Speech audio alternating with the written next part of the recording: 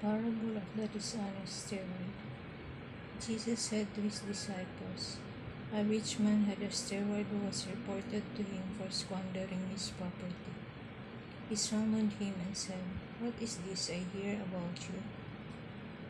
Prepare a full account of your stewardship, because you can no longer be my steward.'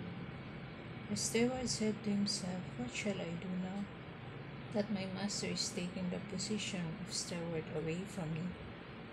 I am not strong enough to dig, and I am ashamed to beg.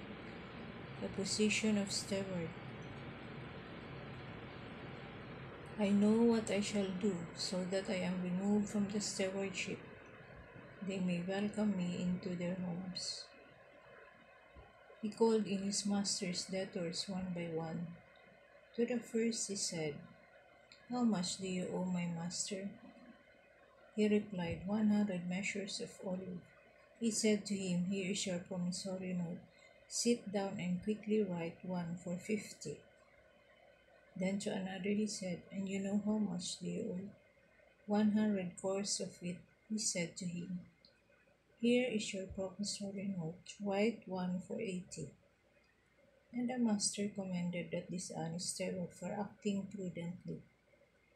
For the children of this world are more prudent in dealing with